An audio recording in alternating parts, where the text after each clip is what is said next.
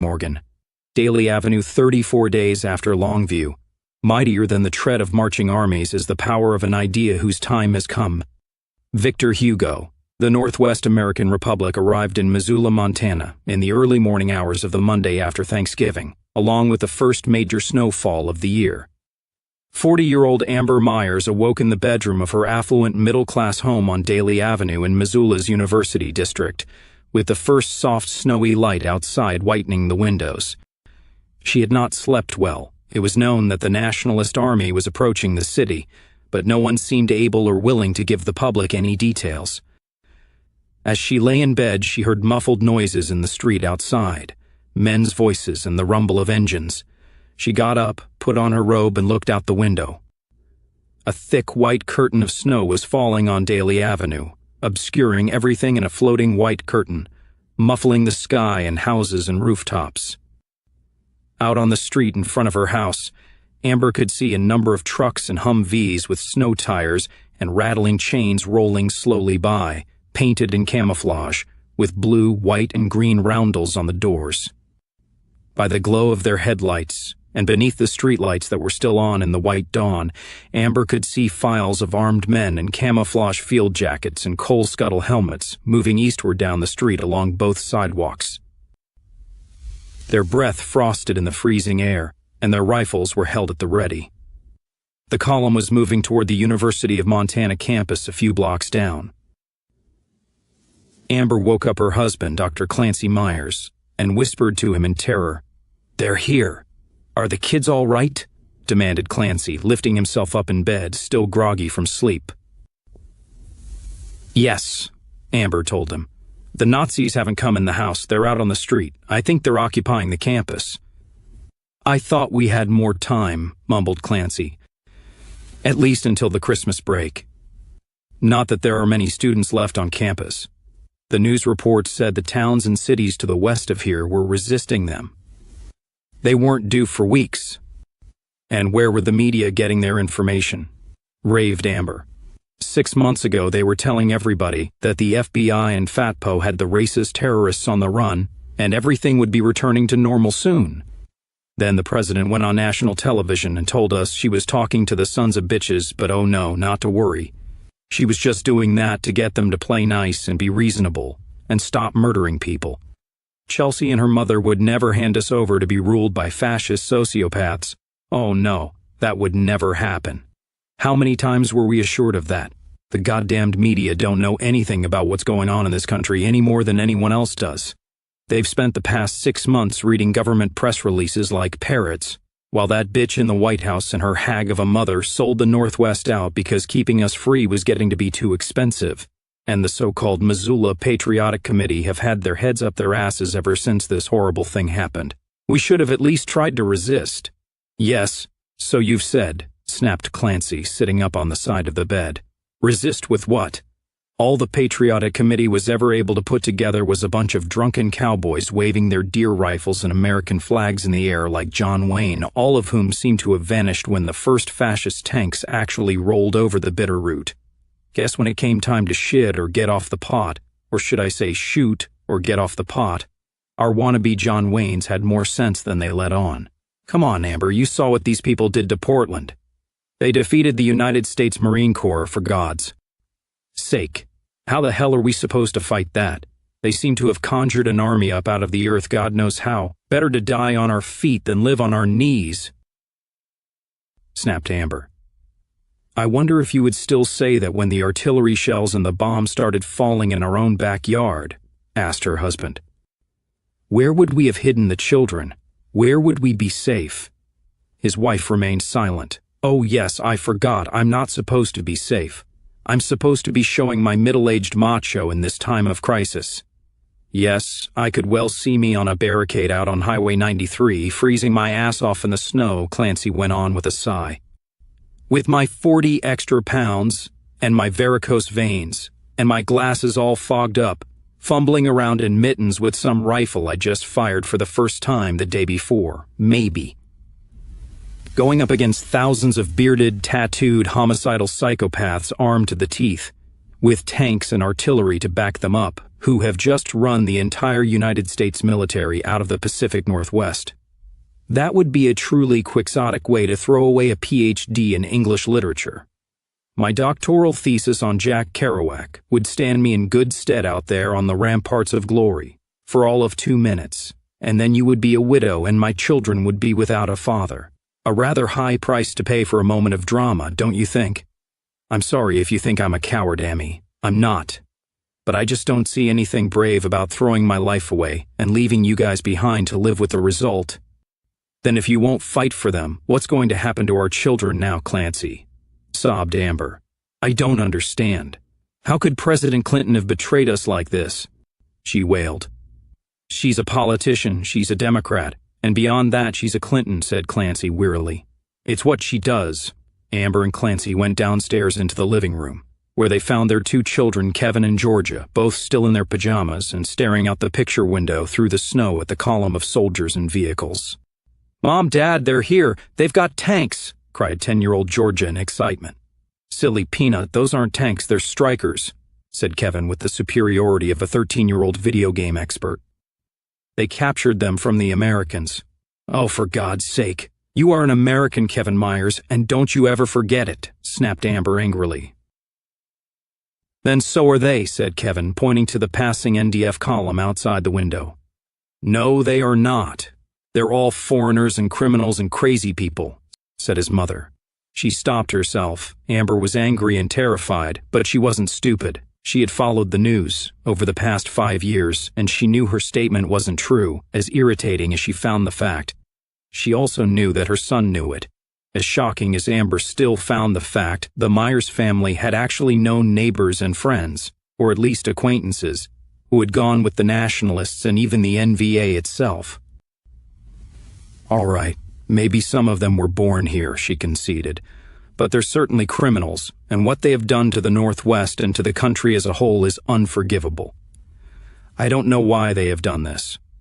I never had anything against people with a different skin color, and we have raised you children not to harbor that kind of hatred either. They have to be crazy, that's all. Anyone who commits terrorism and murder for any cause is by definition insane. Is Jenny crazy, Mom? Asked Georgia in a small voice. Jenny Campbell had been Georgia's favorite babysitter in the days before she had to go on the bounce with the NVA. Is she bad? Honey, Jenny is, well, she's very wrong to do what she's done is all, said Amber lamely. Does this mean that I can hang out with Bobby Campbell again now? Asked Kevin eagerly.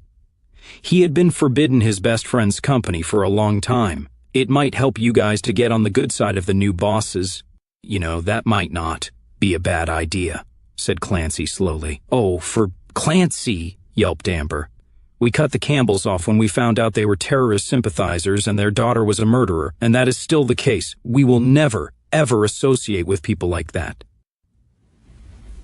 I don't know how much choice we will have, dear, said Clancy soothingly. People like that, as you put it, seem to be in charge now. Let's see if we can find out what's going on. They turned on the television to their local CBS channel, KPAX-TV, expecting to see handsome morning newscaster Brad Jensen with his flawlessly capped teeth, as usual. Instead, what they saw was the KPAX news desk, but no Brad in the morning. Seated behind it, fiddling with a clip-on microphone he was trying to attach to his tunic, was a young man with a sandy beard, wearing NDF tiger stripes and a Bild Alpine cap. The sight of the dreaded National Socialist eagle emblem on both cap and fatigue tunic jarred Amber and Clancy Myers. Somehow the eagle right there on the sacred screen itself made it all seem real, in a way that none of the news over the past few months had done. The young man looked up at the camera, startled. Huh? We on the air? Oh, okay. He sat up straight. Hey there, all you folks out in TV land. My name's Captain Ricky Johnson, 10th Infantry Brigade, Northwest Defense Force. I'm originally from down Anaconda Way. Mr. Jensen can't be here this morning. He's kind of indisposed. Well, folks, if you've been looking out your windows this morning, you know that here we are, and here we're staying, the young soldier told them cheerfully. Over the next few months, we're going to be bringing the city of Missoula formally into the Northwest American Republic, as per the Longview Treaty. I guess by now you people living here all pretty much know the details of that treaty as it applies to Montana, but just to recap, everything west of Interstate 15 is now part of the Republic, and everything east of 15 still belongs to the goddamn Jews. Helena and Great Falls get split right down the middle.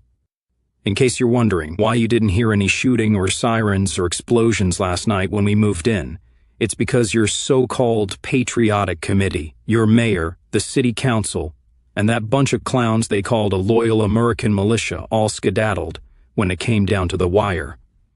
They didn't want to get what Portland got.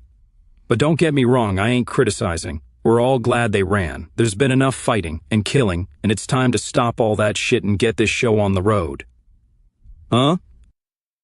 A female voice off camera was saying something to Johnson. Well, ma'am, in case you hadn't noticed, the Federal Communications Commission don't have no say anymore about what words we can say on the air, but you're right. Folks, I apologize for my language just now. No point in taking the Northwest away from the niggers if we're going to keep talking like 'em. I'll do my best to keep it clean from here on in. Don't worry, you won't have to put up with me for long. We'll be getting somebody in here to do the news who's more professional than me, and a sight better looking, as soon as we can. Johnson went on, for now, I just want to let you folks know in a general way what's going on, and talk at you about how you can make this a whole lot easier for everybody. I know those yahoos from the Patriotic Committee have been telling you for the past month that the NDF is going to come in here whooping and shooting up the town and raping your grandmothers and all kinds of crap like that. Pardon me, all kinds of nonsense like that. That's just not true. We are now the legitimate government in Missoula, and you folks out there are our fellow white people and fellow citizens. Truth be told, we've been doing all this for the past 5 years as much for you as for ourselves. The first thing we want to do is make sure that essential services remain open, continued Captain Johnson, as Clancy and Amber Myers stared at the screen in stupefaction. We're asking first and foremost that snowplow and salt truck drivers report to work as scheduled. We have men who can drive them in the Army, true, and if we have to, we'll clear the streets ourselves, but it's not really our job, is it? We also ask that those of you who work in certain fields and provide essential services report to work as normal. That includes all medical personnel and firefighters, employees of grocery and hardware stores so people can buy food and supplies, sanitation and landfill workers so garbage doesn't pile up in the streets, and also city utility workers at the power and water and sewage plants. We don't want any of those vitally necessary services disrupted in any way, and we are relying on you to do your duty to your fellow Missoulians.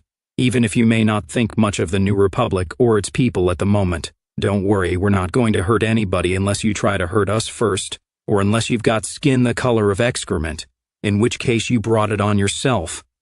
By being a dumbass and not getting the hell out of our country when you had the chance. Johnson paused. Now, on the other hand, there are in fact some people who are asking to take a few days off until things get sorted out. That includes police, Missoula County Sheriff's deputies, city and county employees in the administrative fields, and employees of banks. We want to make sure we don't have any unfortunate incidents with police officers who still think they're the law in these parts, which they ain't. There was a bit of a ruckus at the central station and the county jail last night when we moved in. Don't worry, nobody was killed. The boys just had to go upside a couple of dumbass American heads to get them to look at the clock and understand what time it is, but we want to make sure nothing worse happens. You guys are going to have to accept the fact that you're no longer in charge here, we are. I know it's going to be hard, so we figure it's best we just stay out of each other's way for a while and let things settle down a bit. Cops will be called into your stations and shifts, and we'll explain to you how things will work. You'll be given a chance to go back to work at your old jobs in law enforcement under the new Northwest Civil Guard, unless it turns out you did some really bad acts against us back during the war when we were the NVA. But we'll deal with everybody on an individual basis. I have been told to assure you folks that the bank holiday won't last more than a couple of days. We just have to secure all the branches and whatnot on orders from the finance ministry in Olympia. Make sure no die-hard unionist types go and filch all the cash in the bank vaults and try to drag it off to the U.S., not to mention just plain thieves trying to take advantage of the situation. Your deposits are safe.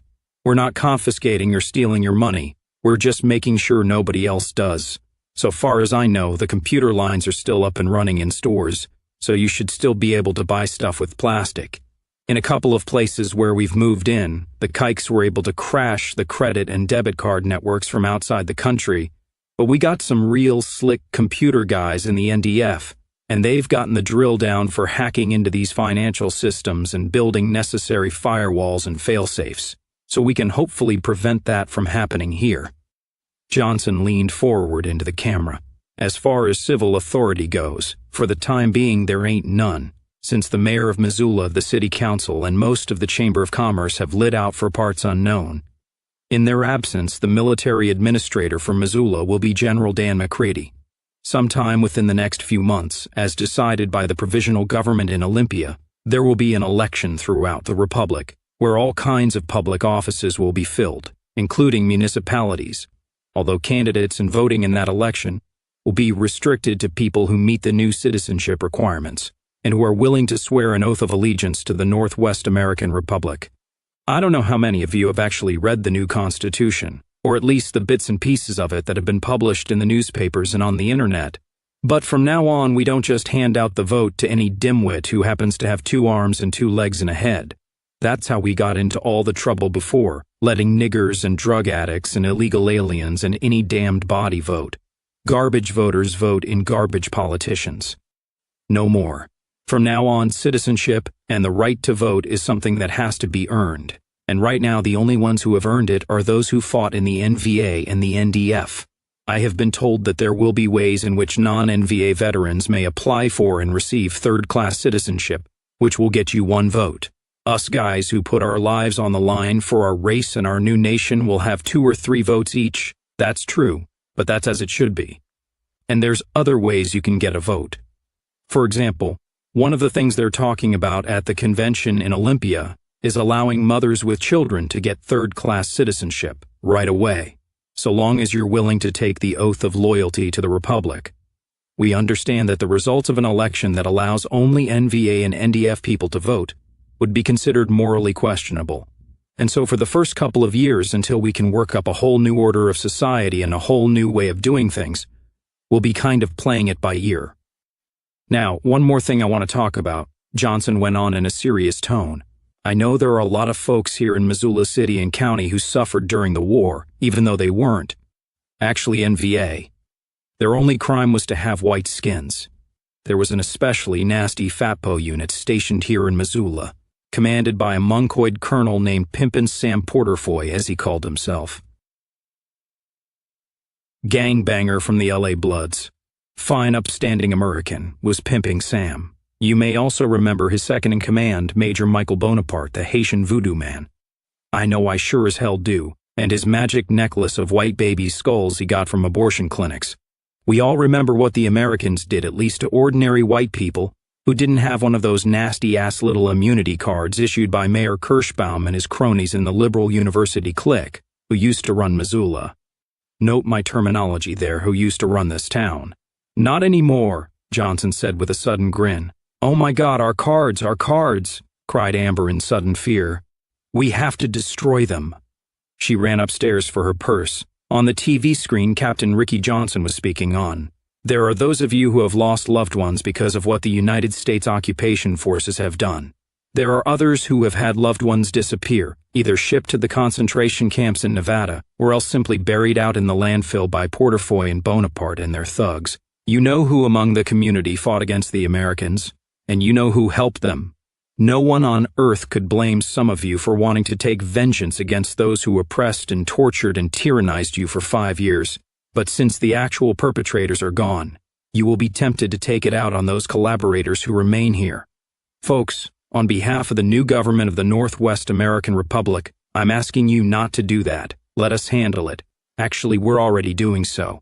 Among the first of our men into the city last night were some gentlemen from an outfit called Force 101. Those boys specialize in making right what has been wrong for so long. I'm not going to get into details, but there are some of your fellow Missoula residents who you won't be seeing around anymore, and we're not going to deny or conceal that fact. It's time America learned that what goes around comes around. Don't worry, if you or someone you love was murdered, if your family was robbed or injured by the Americans during this time, you will have justice and such compensation as it may be possible to make. If you have something to say, if you have a serious accusation to make against anyone who helped the tyrant to do actual harm, or who profited from tyranny, or if you know some white man or woman who has defiled their body with an animal or someone of the same gender, then bring it to the new administration down at City Hall. Ask for the Force 101 guy or the Bureau of State Security rep. I promise you will have our full attention. Amber ran into the living room with her purse and Clancy's wallet in her hand. My God, do you hear that? She cried in a shrill voice.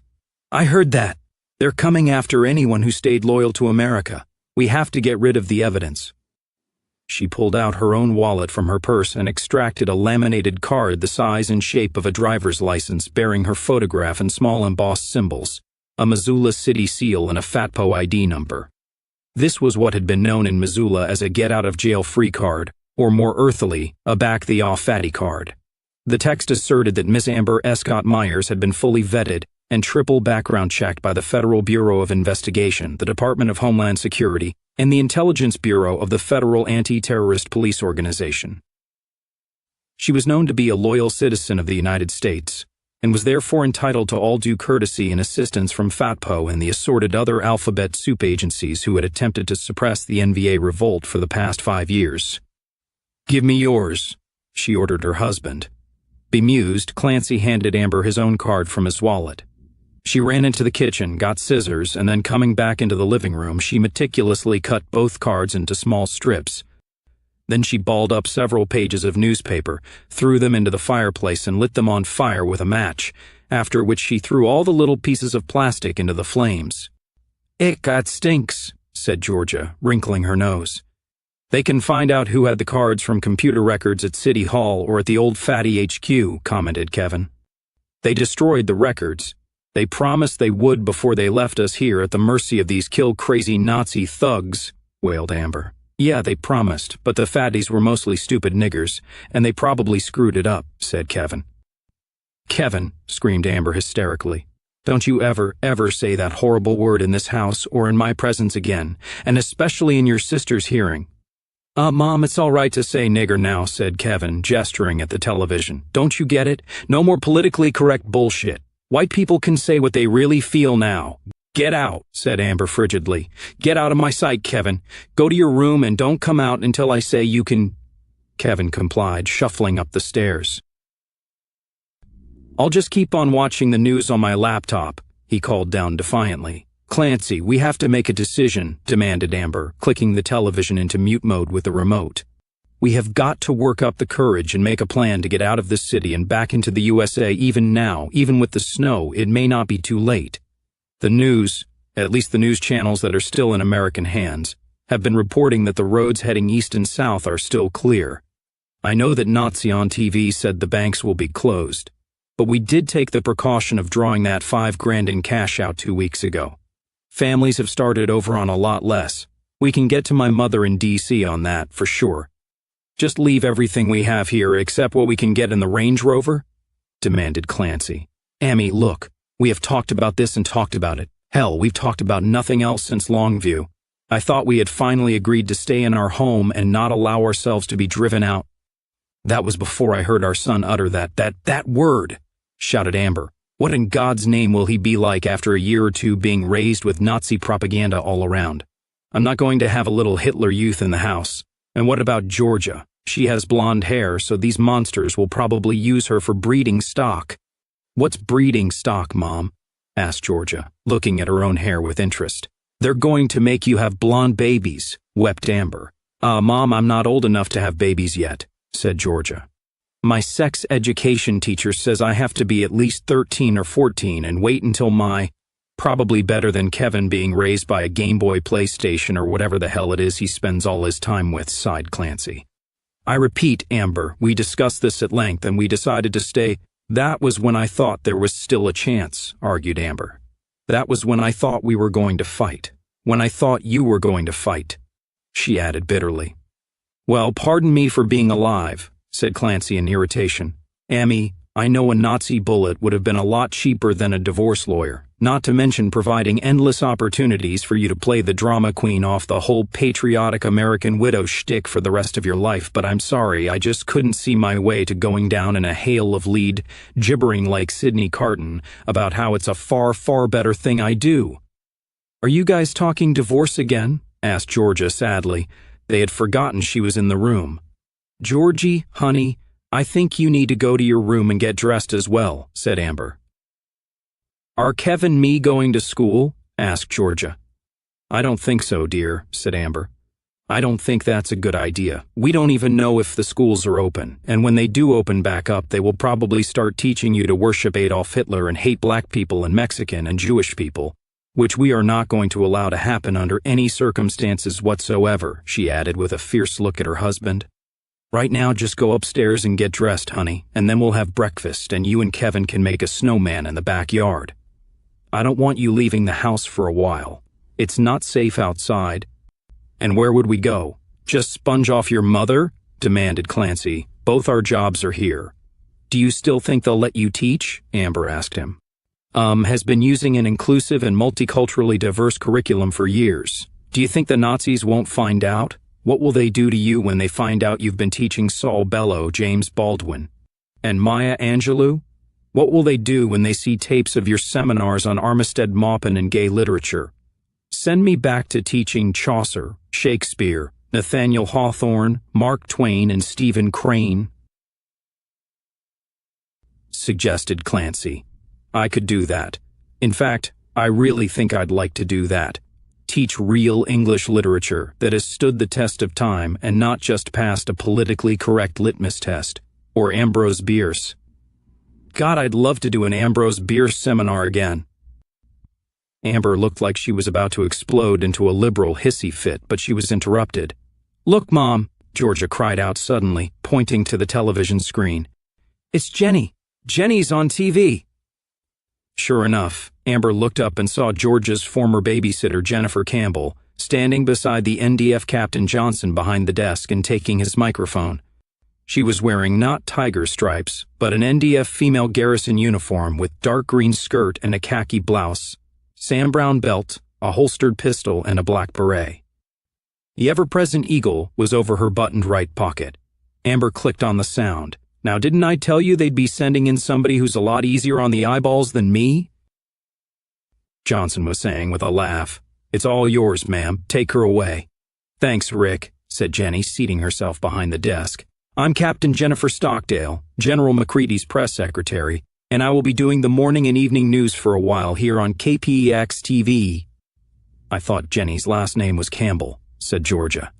She must have married that psychotic killer Jason Stockdale, the man whose picture those FBI agents showed us when they came here that time, said Amber. In which case her name is now Jennifer Campbell Stockdale. I don't suppose these NVA bitches have the guts to stand up to their Neanderthal men and demand to keep their own names. They seem to have stood up to the FBI and FATPO well enough, remarked Clancy. It's probably part of their political and social program. I would imagine that under the new order we're going back to the old ways, as contradictory as that sounds. His own wife's feminist refusal to take his own family name had always irked Clancy, and he suddenly felt the germ of a suspicion that life under the Northwest American Republic might have its compensations after all. Not to mention avoiding the necessity of throwing the family on the tender mercy of Amber's ghastly mother, a Washington, D.C. socialite who had never met a left-wing or liberal because she didn't like, no matter how far out. The next morning, Dr. Clancy Myers got a call from Doug Rayburn, one of his colleagues in the University of Montana English department. The department head, Dr. Benjamin Levy, had fled to New York a year before, after the campus sniffer dogs had discovered a radio-controlled bomb taped to the bottom of his Lincoln Town car. Whatever NVA person was watching for him to get in decided to go ahead and detonate it anyway, to send a message, or possibly just for the pleasure of blowing up a Jew's automobile. The bomb hurled shrapnel and a burning tire through the window of the lecture hall, where Dr. Levy was discoursing on the class, Consciousness of John Milton, based on his own definitive tome marks in Paradise. The message was received loud and clear, and from then on Dr. Levy delivered his class lectures on how Milton was a closet commie from Brooklyn, via a large plasma satellite video screen. Did you get the email from that General McCready character to the, faculty? Rayburn asked him. No, said Clancy. Amber spent yesterday wiping the hard drives on all our computers clean and reformatting them and closing all our email accounts, and so I haven't bothered to log on today. She thinks that she can hide her politics from the Nazis, which I rather doubt, but in a way, I hope she's right. She's hysterical, she's a bitch, and we probably would have ended up divorced if this catastrophe hadn't happened, but I don't want her dead. Or me. Full meeting at 11 in the faculty lounge, Rayburn told Clancy. We can't fill up the auditorium anymore. Not enough of us left. Odd how he would know that. I get the feeling these guys have really done their homework. Somehow I don't think Ben Levy will be sitting in on this one by satellite hookup. Why? Asked Clancy. Are we finally getting a new department head? Well, I suppose we would, wouldn't we? Rumor has it we're getting a chancellor as well, courtesy of the new brooms in town, said Rayburn. Boy, they don't waste any time, do they? Said Myers. Nazi efficiency, eh? What happened to Frobisher, or dare I even ask? Oh, he cleared out with the mayor and his compatriots on the Patriotic Committee, said Rayburn. He didn't stop running until he got to Minneapolis. I got a call from him this morning. He sounded drunk, well, drunker than usual. He was sobbing that it was all over. It probably is for him, said Rayburn with a chuckle. Oh, I wouldn't count Lord Frodo out, said Myers. He will now spend the rest of his career sucking off the teat of martyrdom, singing for his supper by retelling over and over again on countless talk shows how he had to flee into the night from his beloved Big Sky country, with the hellhounds of the SS nipping at his heels. By the time he gets his book deal, the story will probably end up resembling the scene out of Uncle Tom's Cabin, and our illustrious chancellor will be crossing the ice like Eliza, pursued by Simon Legree and a pack of bloodthirsty dogs. Hell, Doug, we've got another Holocaust industry in the making here. As recently as a month ago, I would have hung up the phone and erased your number if you'd said something like that, for fear Homeland Security would be listening, said Rayburn with a grim chuckle. Well, Doug, I don't know how long it will be before the Gestapo is listening instead, but I have to admit, for the moment it's a good feeling to be able to have a simple phone conversation without self-censorship, agreed Clancy. See you in a bit. Clancy walked into the meeting at 11 a.m. and found about 50 of his colleagues from all departments gathered in the long, spacious lounge. The university's pre-war teaching staff had numbered over 400, including TAs and grad students. Now all the blacks, Jews, Hispanics, Asians, and open homosexuals were gone, as well as about half of the remaining white faculty whose views and curricula, like that of the Falcon, Quondam Chancellor Frobisher, were sufficiently left of center to cause them to depart from the Northwest before the arrival of the NDF. Myers recognized some of his closest friends like Rayburn, Dr. Peter Klosterberg of the History Department, Dr. Jan Renner from the School of Engineering, Professor Heidi Winters from his own English department, and the elderly Dr. Charles Luger, who seemed to be the sole remaining member of the Political Science Department. The lounge didn't have an actual bar, since that would have required such formalities as a liquor license. However, a generous miscellaneous upkeep fund, courtesy of the taxpayers, provided a long antique sideboard filled up with rows of bottles, decanters, and glasses, as well as a discreet refrigerator beside the sideboard full of bottles of imported beer and chilled steins. Even in a fairly minor grove of academe like the University of Montana, America's intellectual elite had always lived well.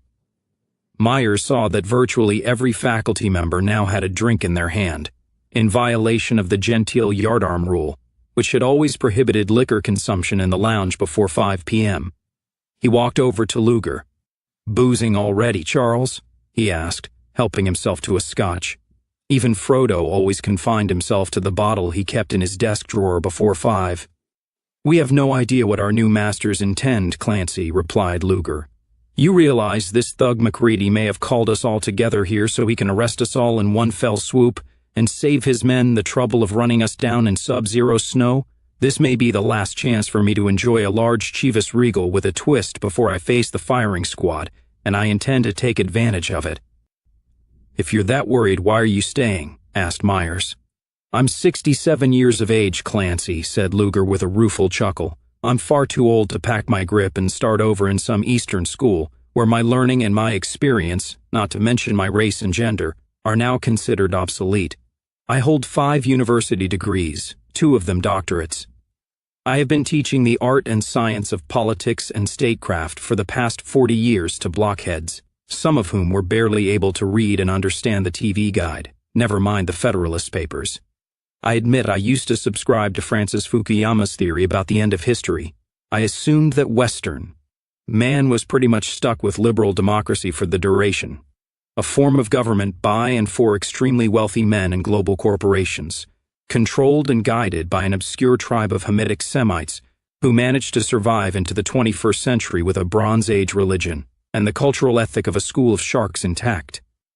Yet this bizarre party that started with one middle-aged eccentric sitting in a flophouse and pounding on a computer keyboard has now invalidated everything I thought I knew and everything I've been teaching, through the simple expedient of pulling a few triggers and planting a few bombs.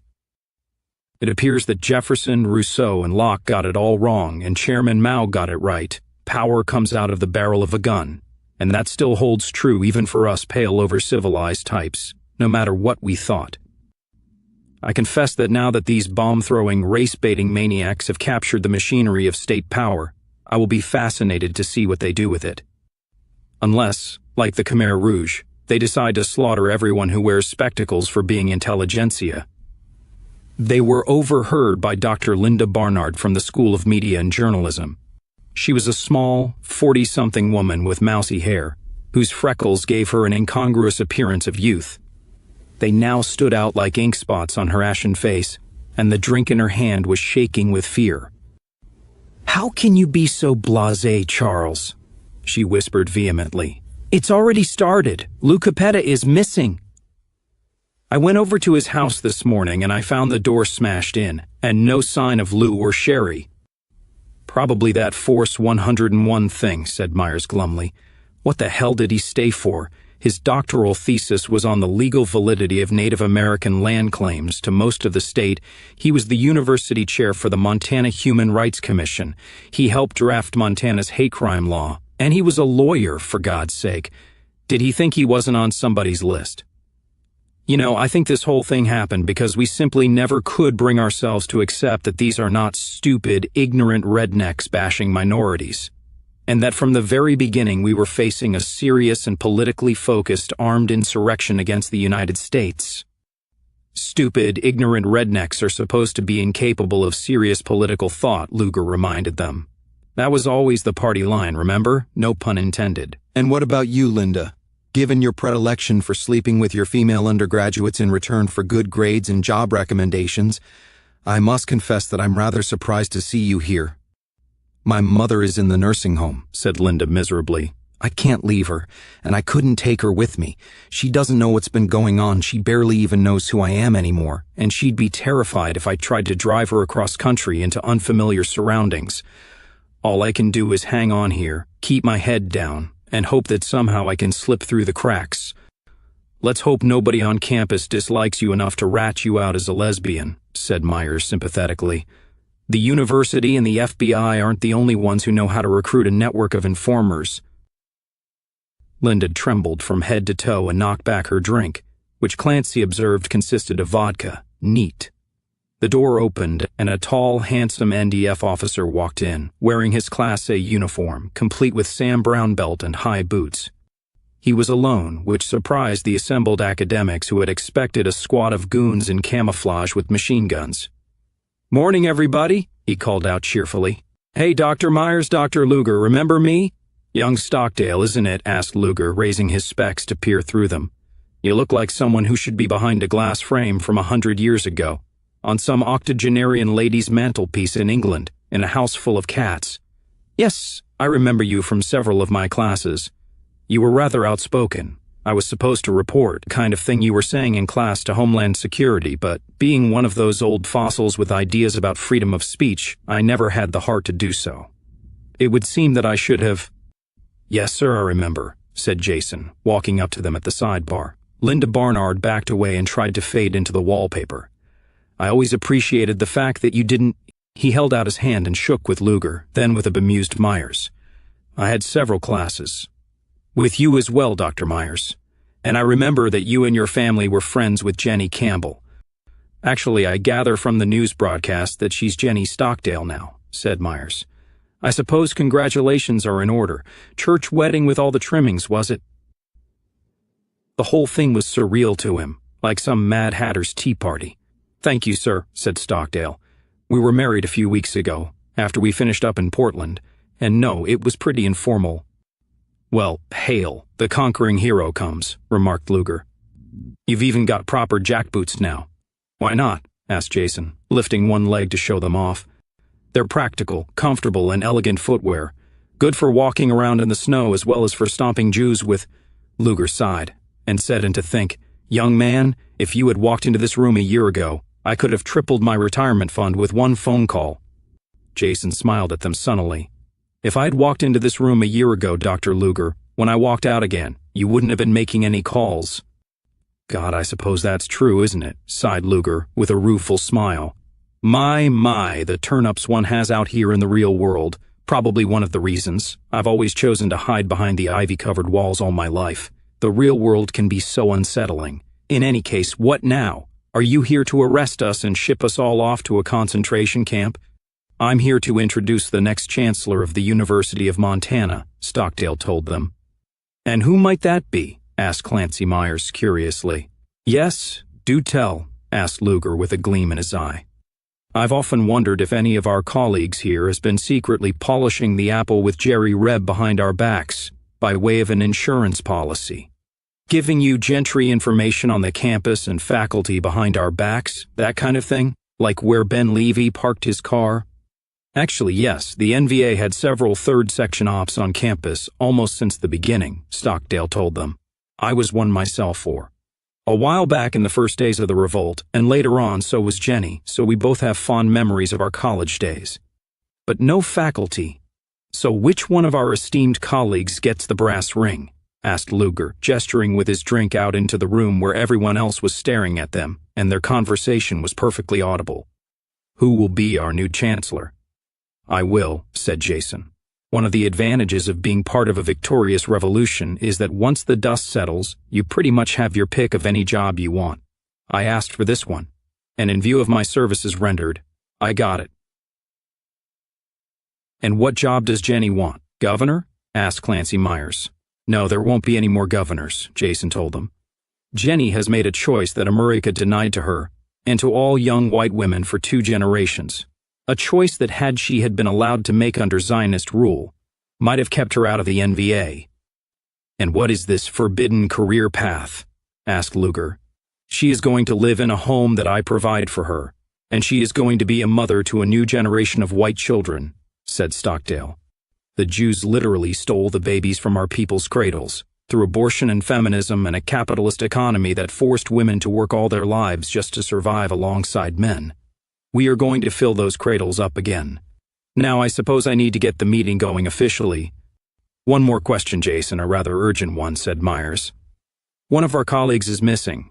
Do you know anything about the whereabouts of Dr. Luis Capetta and his wife? Dr. Capetta is no longer on the university faculty. I think you know why as well as I do. That's all I can tell you, Jason told them, with a little smile that froze both men's blood and suddenly brought home to them exactly what was happening in the real world. Dr. Luger had always striven to avoid. They suddenly understood that their former student, whom both men had genuinely liked and respected, now had the power to decide if they lived or died. Can we see him or his wife and speak to them? Asked Clancy Myers daringly. They're both unavailable, replied Jason, his smile unchanged. Charles Luger spoke. I see. Jason, do you remember enough of my course to recall the section on the ancient Roman Constitution? How in 81 BC the Senate formally requested, of the dictator Sulla, that if he was going to proscribe Roman citizens, could he at least have the courtesy to post a list in the forum of the men who were to be hunted down and killed? May I ask if such a list exists in our case, and if so, where it can be found? Somewhere on the internet, no doubt. Don't worry, Dr. Luger, you're not on it, Jason assured him genially. If you were, you wouldn't be here. Besides, you're one of us. I beg your pardon? Asked Luger, flummoxed. How on earth do you make that out, young man? You just said that Sulla began his dictatorship in 81 BC. You see, I do remember your course. I remember that then you used the politically correct 81 BCE, before Common Era, as you were required to by the curriculum, and which you would have been disciplined for by the Board of Regents if you hadn't. Just now, absent the threat of being ratted out and hauled in front of a lefty-lib kangaroo court that could ruin your career, you said BC, before Christ. Your mind never was fully under control, was it, Dr. Luger? No, admitted Luger. No, it wasn't, and you're right. A year ago, I would never have made a slip like that. It could have lost me everything, and you don't have anything to worry about either, Dr. Myers, said Jason, turning to Clancy and shaking his hand again. I never got a chance to thank you for what you did for Jenny after that disaster up in Helena, but you can be sure that neither she nor I have forgotten it. The NVA pays its debts. Now, if you'll take a seat, we can get started. Later that night at the dinner table, the renewed presence of 14-year-old Bobby Campbell reminded Clancy of Jason Stockdale's odd remark. Kevin had invited Bobby over, now that everything's okay, as he put it, and Amber had been sensible enough not to antagonize the new regime by banning the brother of Montana's most photogenic new newscaster from her home. Clancy Myers mentioned what had happened just before the official meeting had begun. I have no idea on earth what the man is talking about, he complained. Then he noticed Georgia giggling and the two older boys smirking at him.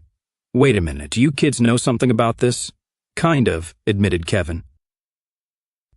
Jenny was in the garage, chirped Georgia with a giant grin, finally able to tell the great secret. What? Said Amber, nonplussed. Remember that day those FBI guys came here talking all the crap about Jenny and showing you pictures of her boyfriend Jason? Asked Kevin. She was in the garage the whole time, with a gun, 2 guns. An Uzi and a 9mm Glock, said Bobby. I hit her, announced Georgia, beaming. It was a secret. Yeah, Peanut, you hit her all right, but me and Kevin brought her here, said Bobby. I hate to admit it, honey, but our kids may have saved our lives, Clancy said to his wife.